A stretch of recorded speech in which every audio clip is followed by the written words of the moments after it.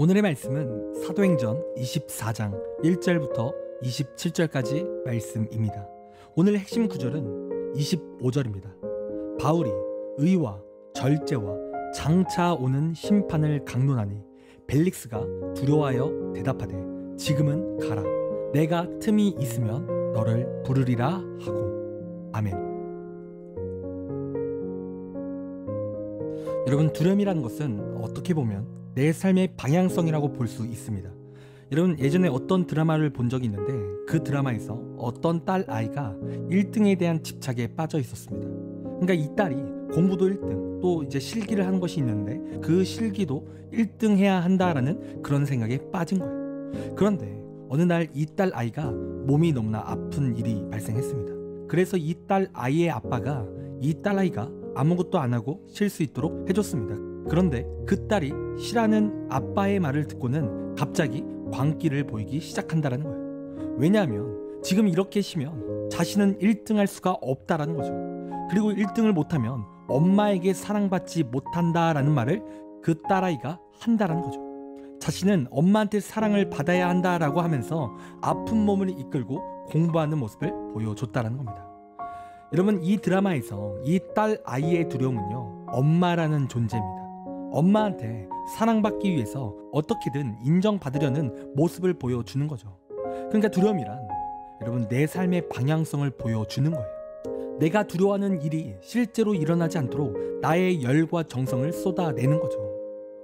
그리고 오늘 본문을 보아도 두려움에 대해서 우리가 잘 알 수 있게 되는데요. 여러분, 오늘 본문을 보면 벨릭스라는 총독이 나옵니다. 여러분, 이 벨릭스는 로마의 황제의 명령으로 유대 지역을 다스리는 총독입니다. 그리고 이 벨릭스가 이제 잡힌 바울을 재판하게 되었다는 거예요. 그런데 이 벨릭스는 바울의 설교를 통해 그는 죄를 지적받았습니다. 이 벨릭스가 정의롭지 못한 일과 또 다른 사람의 아내를 빼앗은 일 등 그런 죄를 이 바울이 지적한 거예요.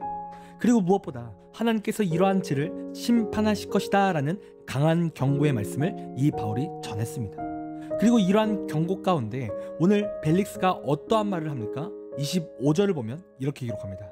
바울이 의와 절제와 장차 오는 심판을 강론하니 벨릭스가 두려워하여 대답하되 지금은 가라.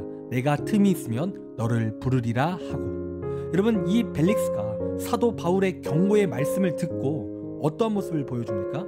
여러분, 이 벨릭스가 그 말을 듣고 두려워했다는 거예요. 여러분, 이 벨릭스는 바울을 통해 죄를 지적받았습니다. 그리고 이전부터 바울이 전한 복음에 대해서 그는 들었었죠. 그래서 자신의 삶에 진짜 그러한 심판이 임할까 두려웠었던 겁니다. 여러분, 지금 이 벨릭스는 복음을 듣고 두려워하고 있습니다. 여러분, 그러면 이 벨릭스가 어떠한 모습을 이제 보여줘야 합니까? 회개해야 되죠.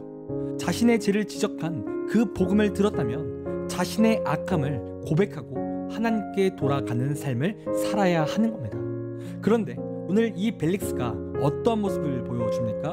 26절부터 27절입니다. 동시에 또 바울에게서 돈을 받을까 바라는 거로 더 자주 불러 같이 이야기하더라. 이태가 지난 후 보르기오 베소가 벨릭스의 소임을 이어받으니 벨릭스가 유대인의 마음을 얻고자 하여 바울을 구류하여 두니라.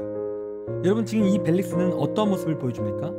바울에게 돈을 바라는 모습을 보여주고 있다는 거예요. 그리고 그는 유대인들의 마음을 얻기 위해서 죄가 없는 바울을 가다두고 있다는 거죠.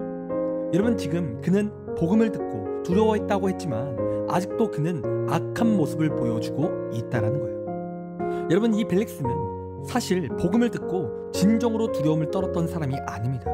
여러분, 물론 복음을 듣고 그 당시에는 두려울 수 있었겠지만 그 두려움은 그에게 있어서 큰 두려움은 아니었다는 거예요. 여러분, 그가 진짜 두려웠었다면 회개를 해야 하는데 그에게 있어서 더 두려운 것이 따로 있었음을 우리가 알 수 있다는 거죠.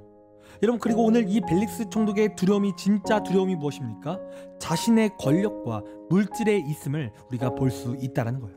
그래서 벨릭스가 사도 바울을 통해 돈을 얻으려 했고 또 바울을 가다둠에 따라 자신의 권력을 굳건히 하려 했던 거죠. 여러분, 이렇듯 벨릭스의 진정한 두려움이 다른 곳에 있습니다. 그는 성공하지 못하는 것이 그에게 더 큰 두려움이었던 거예요. 여러분, 우리가 하나님을 믿을 때 우리도 하나님의 말씀을 두려워해야 합니다. 그런데 우리의 신앙생활 가운데 우리가 하나님을 두려워하지 못하는 삶을 살 때가 너무나 많다라는 거죠. 어쩌면 우리의 삶 가운데도 이렇게 벨릭스와 같은 모습이 있다라는 거예요.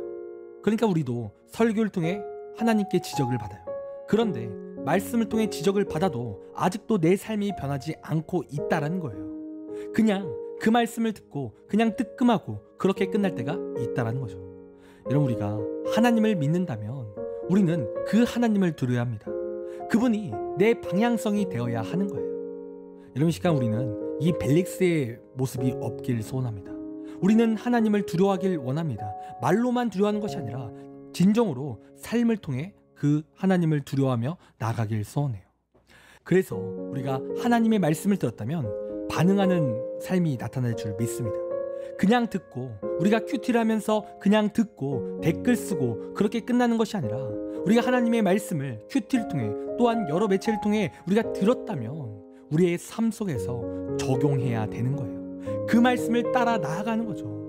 여러분, 이것이 바로 진정으로 하나님을 두려워하는 자, 하나님을 경외하는 자의 삶입니다. 여러분, 그리고 이것이 진정한 믿음인 거죠. 여러분, 그러므로 시간 하나님을 두려워하십시오. 하나님을 경외하십시오. 그리고 말씀을 사모하며 또한 말씀을 적용하며 나가는 우리의 귀한 삶이 되기를 소원합니다.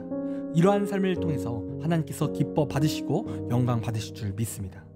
기도하겠습니다. 하나님, 우리의 삶 가운데 우리가 하나님을 경외하기 원합니다. 진정으로 하나님의 말씀을 두려워하기 원합니다. 하나님 함께하여 주셔서 하나님 말씀을 두려워하며 그 말씀을 따라 나아가며 적용할 수 있도록 인도하여 주시옵소서. 한 귀로 듣고 한 귀로 흘리는 것이 아니라 끝까지 그 말씀이 손과 발이 될 수 있도록 인도하여 주시옵소서. 감사합니다. 사랑이 많으신 예수님의 이름으로 기도드립니다. 아멘. 시간 우리 함께 1분 동안 말씀을 생각하며 함께 기도하기 원합니다. 기도하겠습니다.